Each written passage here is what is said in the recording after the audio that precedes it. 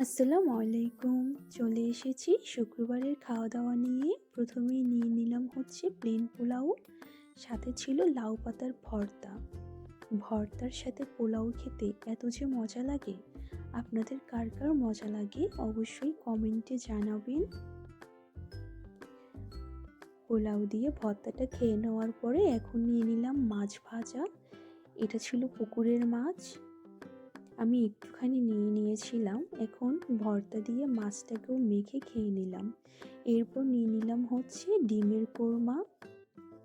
আপনারা যারাই আমার ভিডিওগুলো দেখেন আমার চ্যানেলটাকে সাবস্ক্রাইব করে দিন প্লিজ। ডিমের কোরমাটা দিয়ে মজা করে খেয়ে নিলাম। এখন নিয়ে নিব হচ্ছে কোকোনাট চিকেন। এই চিকেনটা খেতে এতটা পরিমাণের মজা, ট্রাস্ট মি, একদিন বাসায় রান্না করে দেখবেন। আমি চিকেনটা দিয়ে খেয়ে নিচ্ছি। আপনাদের সবাইকে অসংখ্য ধন্যবাদ আমার এই ভিডিওগুলো দেখার জন্য। চিকেনটা দিয়ে খাওয়া শেষ করে নিলাম। আল্লাহ হাফেজ।